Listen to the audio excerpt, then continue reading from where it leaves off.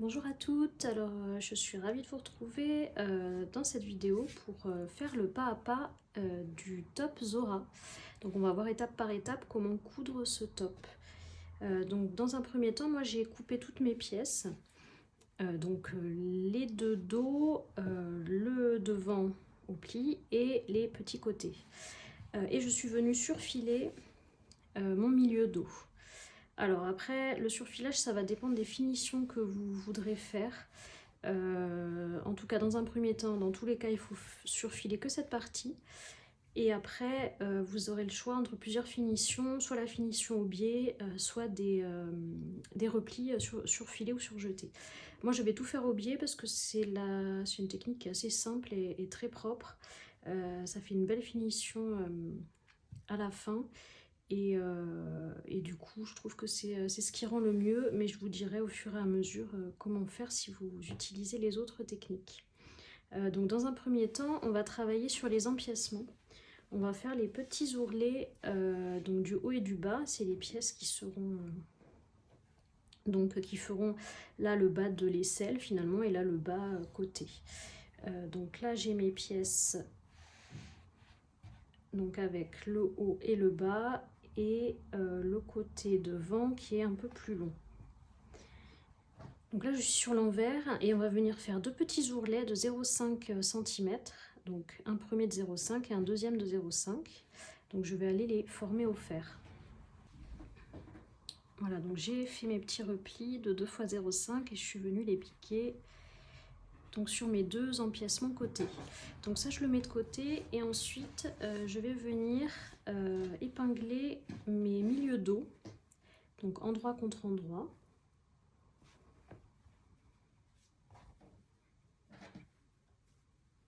Mais on va épingler, alors j'épingle quand même le haut pour pas qu'il y ait de décalage, mais on va venir coudre alors, sur quasiment toute la hauteur, mais on va laisser 10 cm non cousus.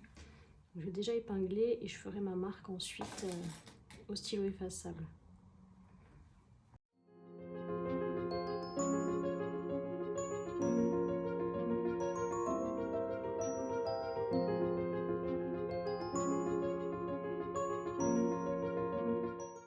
Voilà, maintenant que j'ai épinglé, je vais marquer un petit repère à 10 cm du haut du dos, donc ici, et je vais coudre donc à 1 cm du bord, du bas jusqu'à mon repère. Donc j'ai cousu jusqu'à mon repère et je suis venue ouvrir mes coutures au fer en prolongeant du coup le repli qui correspond à la marge de couture jusqu'en haut. Donc j'ai fait du coup mes petits revers jusqu'en haut comme ceci. Ensuite on va venir poser un biais sur l'encolure ici, donc en 2 fois du coup, puisque vous avez cette partie qui est maintenant séparée. Je viens à peu près mesurer pour voir combien de biais il va me falloir pour les deux parties. Voilà, je laisse un peu de marge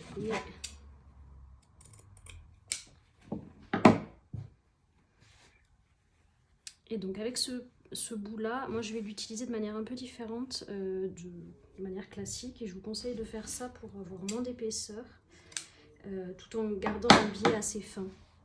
Donc je vais ouvrir comme ceci et venir le plier en deux, envers contre envers, en marquant le pli au fer. Voilà, je l'ai plié en deux, j'ai encore ma marque du pli du biais d'origine qui va me servir finalement de guide de couture. Donc je vais venir épingler mon biais donc sur l'endroit de mon encolure. Donc je commence par une extrémité ici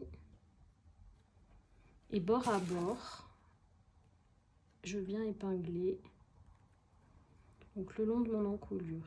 Il faut toujours tendre un peu le biais quand on l'épingle, légèrement, pour pas que ça gondole une fois posé.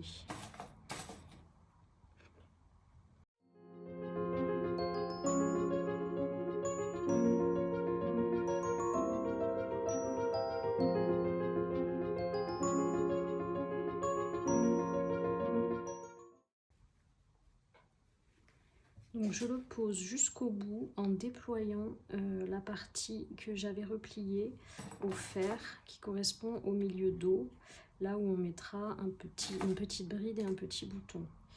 Donc je vais bien jusqu'au bout en déployant. Là j'enlève l'excédent, hop, et je vais venir poser l'autre côté.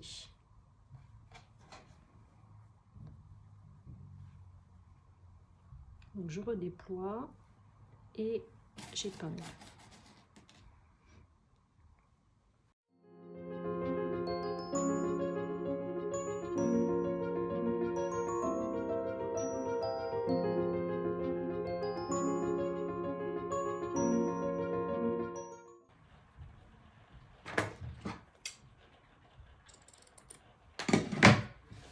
Donc je vais aller piquer 1 cm du bord, je peux m'aider de la petite marque de biais d'origine pour m'aider dans ma couture. Donc une fois piqué, on va venir dégarnir d'une bonne moitié la marge de couture qu'on a faite, donc qui faisait 1 cm.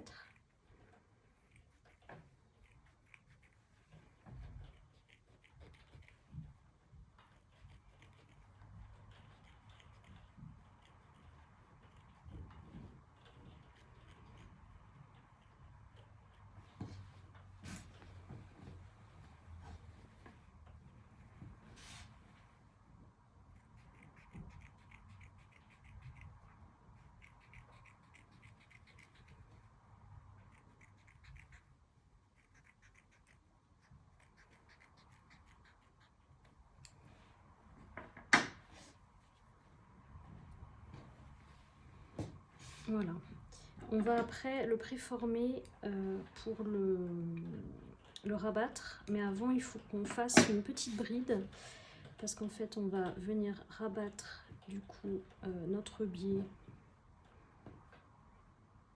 Donc d'abord le petit revers et ensuite le biais en pliant correctement pour pas que ça remonte. On peut également couper un peu le bord. Donc on va le plier comme ceci et venir ensuite donc marquer tout ça bien au fer et le coudre pour bloquer tout ça. Mais avant il faut qu'on fasse notre petite bride qu'on va insérer ici pour faire tenir notre petit bouton. Donc pour faire la bride, on va prendre un bout de notre tissu ou du biais. Moi je préfère prendre un bout du tissu et on va couper un morceau de 4 cm par 2 de large. Donc j'ai pris un petit morceau et je vais faire donc mes repères. 4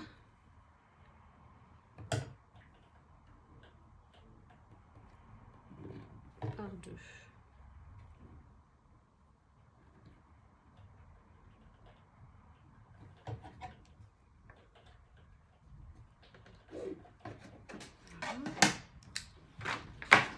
Je coupe donc ce petit morceau.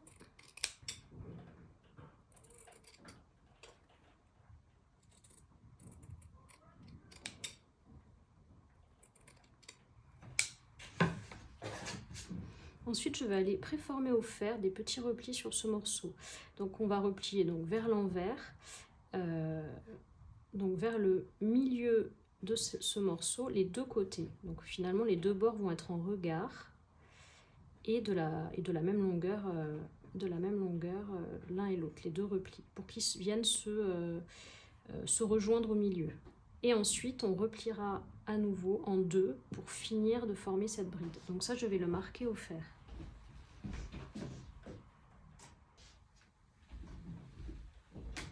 Une fois que c'est marqué au fer, on va venir piquer à ras du bord, donc au niveau de l'ouverture, pour bloquer les morceaux repliés, donc sur la longueur.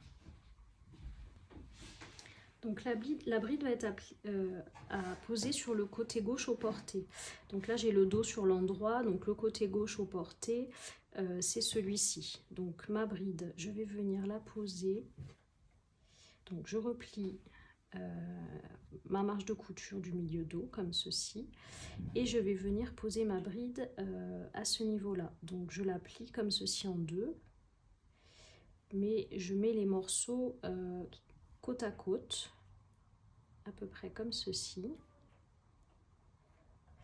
Et je viens ensuite rabattre mon biais par-dessus pour le bloquer. Alors ce qu'on peut faire, c'est soit en amont, on vient coudre pour bloquer la petite bride, on vient la coudre avant de replier le biais. Moi je préfère le faire après, comme ça je suis sûre qu'elle est bien positionnée. Enfin je fais tout ensemble en fait, je vais rabattre, bien positionner et ensuite je vais venir coudre mon biais. Donc là j'ai par exemple un bout d'angle de biais qui ressort un petit peu, donc je préfère le couper. Voilà. Et je vais venir mettre une épingle.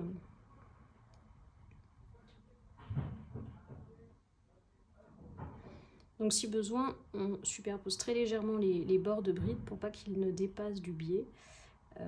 Mais il faut qu'il reste quand même un peu décalé.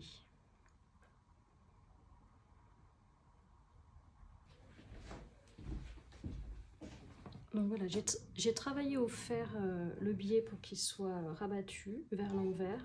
Je suis venue mettre des petites épingles pour bloquer au niveau des extrémités. Et j'ai inséré ma bride du coup ici à ce niveau là et je vais venir piquer le bord du biais et je piquerai un peu en perpendiculaire pour bien fixer ma petite bride. Alors évidemment la bride vous l'insérez plus ou moins profond en fonction du bouton que vous allez mettre parce qu'il faut que votre bouton passe à l'intérieur, donc il faut tester quand même. Mais voilà, c'est à peu près cette dimension là pour un bouton parce qu'il faut sur un dos comme ça, il ne faut pas que ça soit un gros bouton, mais après en fonction du bouton que vous avez, vous adaptez la dimension de votre lanière. Par exemple là quand c'est en position, vous pouvez tester si le bouton passe. Et donc là je vais venir piquer à ras du biais donc des deux côtés pour le fixer. Donc voilà, je suis venue piquer le biais donc en faisant les replis comme j'avais expliqué. Donc sur l'endroit du coup on a juste une petite couture propre.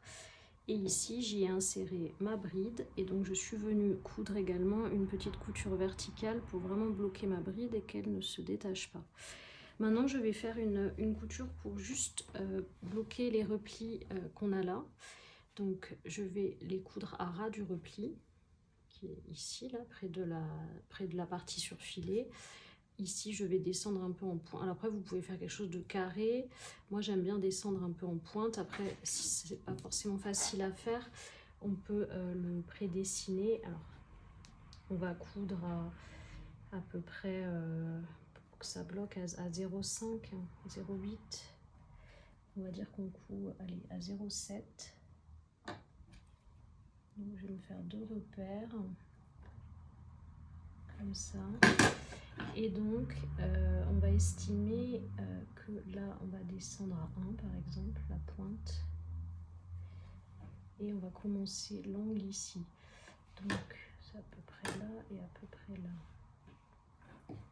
Et donc je vais venir faire une petite pointe ici de couture, mais on peut faire un truc plus simple et faire juste un carré. Là c'est juste pour faire voilà, une jolie finition, et après ma couture va reprendre comme ça, descendre, hop, et en une couture je fais mon petit mon petit triangle et ma petite couture qui va bloquer du coup les replis. Donc voilà, j'ai fini ma petite couture qui finit en triangle. Donc le dos au niveau finition est fait, il y aura juste à coudre le petit bouton que moi je mettrai à la fin. Maintenant on va passer à l'assemblage des dos et devant.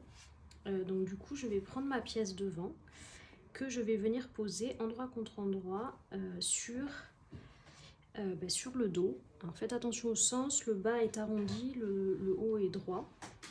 Et je vais venir l'épingler, donc les épaules du dos aux extrémités de chaque côté du devant.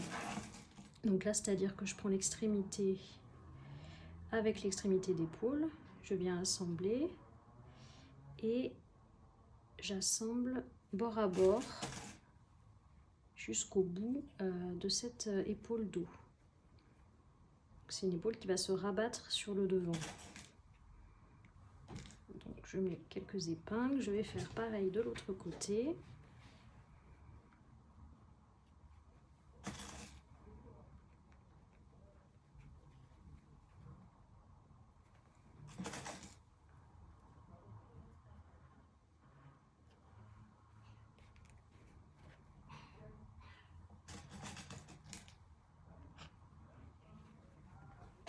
Je vais venir piquer à un peu moins d'1 centimètre, puisqu'après je vais poser un biais. Et donc je ne veux pas que cette couture soit visible ensuite, et le biais sera cousu à 1 centimètre. Donc pour être sûr que ça ne déborde pas après, je vais la piquer à 0,8. C'est vraiment juste un peu comme une couture de maintien, donc je ne veux pas qu'elle se voie à la fin. Ça c'est dans le cas où on va poser un biais. Si vous faites juste un repli à la fin sur filet, vous pouvez couper, être directement à 1 centimètre au niveau de votre couture. Voilà, c'est piqué. Donc soit vous voulez juste surfiler, et dans ces cas-là, vous surfilez tout le bord comme ça, enfin tout le haut, et on va le rabattre vers l'envers, c'est-à-dire marquer au fer, donc de rabattre les marges de couture vers le bas et de faire le repli sur le devant qui se prolonge au niveau des coutures, et on fait une piqûre de maintien en ayant donc surfilé tout ça en amont. Et là, vous avez fini votre propreté d'ici. Soit vous faites avec un biais comme je vais faire moi. Donc je positionne comme ceci. Je vais poser un biais donc sur la totalité du haut. Donc je viens mesurer grossièrement la longueur de biais qu'il me faut.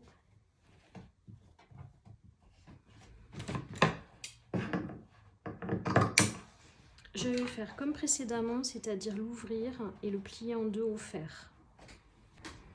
Et donc je viens l'épingler bord à bord sur toute la hauteur.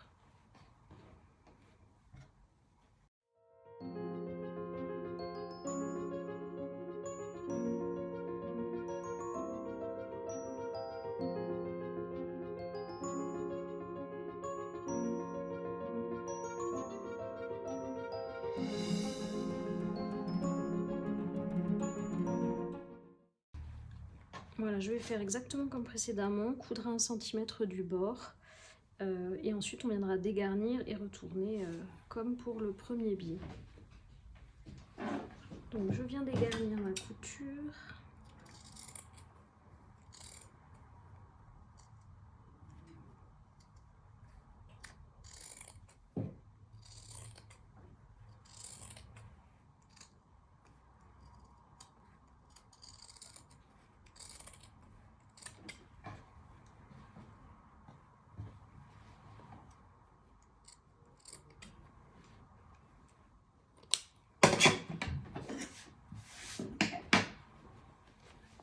Et donc je vais marquer au fer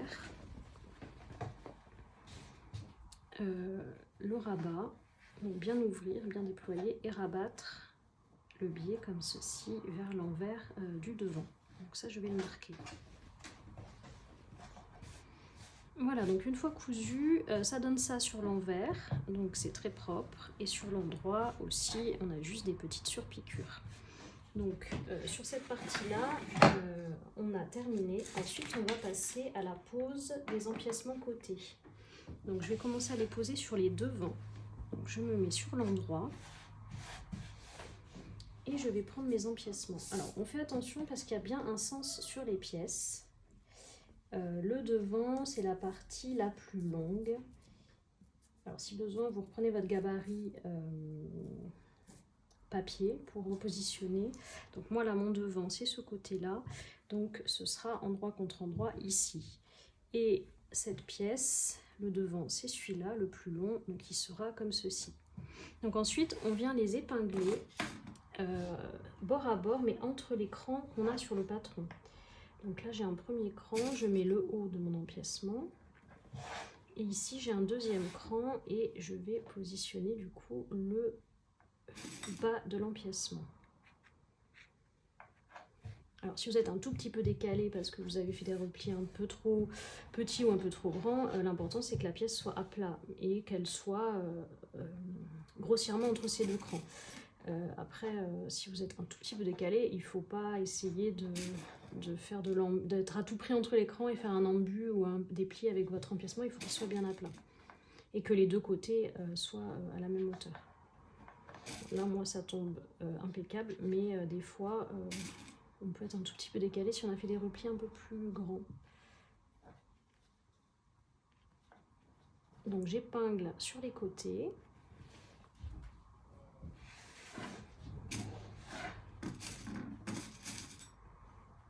Pareil, le petit cran.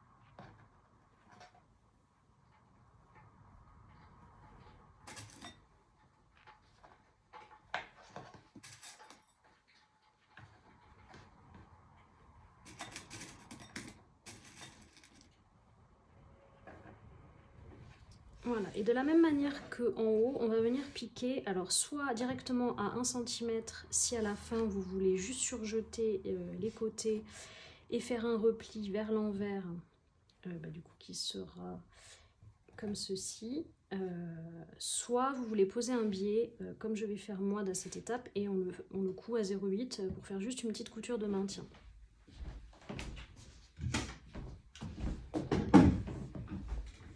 Une fois que c'est piqué, on va venir assembler de la même manière, endroit contre endroit au niveau du dos. Donc là j'ai mon dos, on fait attention à prendre bien le bon côté. Donc ça va être comme ceci, et pareil, on va le situer entre les crans.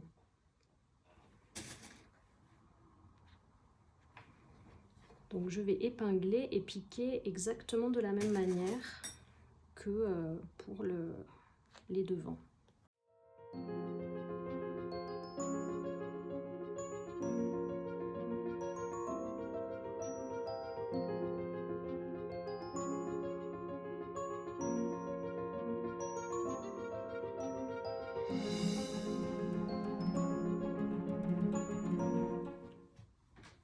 Voilà, je vais aller piquer. Voilà, donc maintenant que c'est piqué, donc soit on fait, comme je vous l'avais dit, on surfile ou on surjette chaque tour donc en un passage, et on fait un repli de 1 cm vers l'envers qu'on marque au fer et qu'on vient fixer avec une couture, soit on vient faire une pose de biais qui sera très propre du coup et qui n'est pas forcément compliqué, qui n'est pas compliqué à faire. Donc pour la pose du biais, je vais mesurer le biais dont j'ai besoin.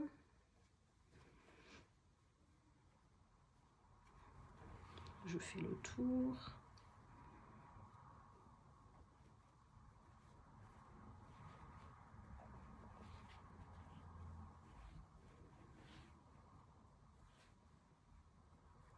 Une petite marge d'erreur. Et je vais aller l'ouvrir au fer, donc comme les autres. Voilà, je l'ai ouvert et replié en deux et j'ai marqué au fer. Et donc ensuite on va venir le poser. Alors il faut faire attention, il faut garder sa pièce sur l'envers, même si on va le poser sur l'endroit, mais faire attention à bien le poser sur l'endroit. C'est-à-dire, je commence au bas de ma pièce. Là j'ai cousu endroit contre endroit, donc ici c'est mon endroit. Donc je vais venir l'épingler comme ceci. Et finalement recouvrir la couture que je viens de faire. Donc j'épingle bord à bord.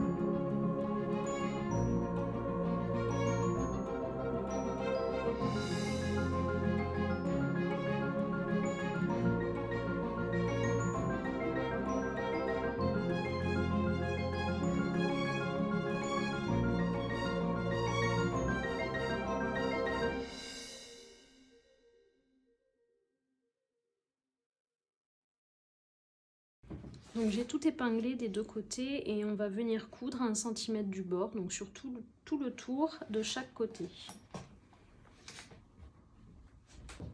Voilà, une fois que c'est piqué, on va faire comme à chaque fois, c'est-à-dire dégarnir de moitié le biais. Donc je le fais sur les deux côtés, sur tout le tour.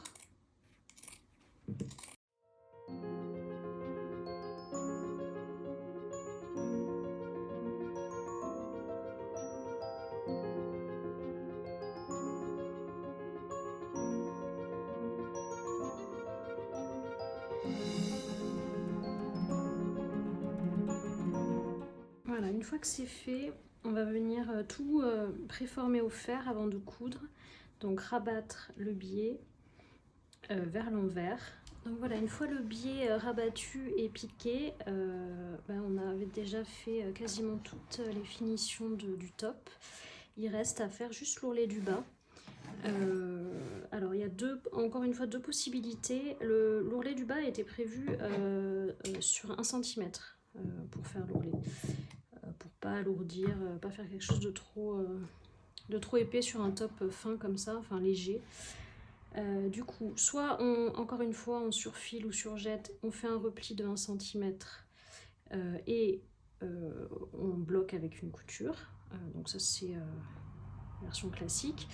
Soit moi ce que j'aime bien faire sur des petits tops comme ça, je vais faire un repli de 0,5 et un deuxième de 0,5. Alors il y a l'épaisseur du biais, mais honnêtement ça passe. Il faudra bien juste la marquer au fer, l'aplatir. Après il y a aussi la solution de ne pas mettre du biais jusqu'en bas si on préfère et couper cette partie au biais qui est en biais pour que ça fasse moins d'épaisseur quand on replie. Là honnêtement moi je trouve pas que ça soit gênant.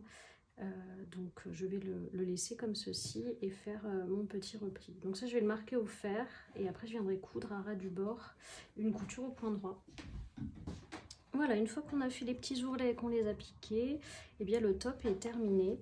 Il nous reste, alors moi il me restera juste à mettre le petit bouton. Si vous voulez vous pouvez mettre une étiquette aussi dans le dos, donc sur un côté comme ça, un côté ou l'autre, vous cousez une petite étiquette sur l'envers et votre top est fini. Et donc moi je trouve que avec la finition au biais, c'est vraiment des finitions propres, parce que c'est des bouts de... C'est des pans de tissu qui vont quand même bouger avec le vent, etc. Donc c'est assez chouette d'avoir une finition comme ça. J'espère que ce tuto vous a plu, qu'il vous a été utile. Et si vous avez des questions, n'hésitez pas à les poser. Soit sur le formulaire de contact du site, soit sur Instagram, j'y répondrai avec plaisir. Et donc j'espère vous retrouver rapidement sur une prochaine vidéo. À bientôt!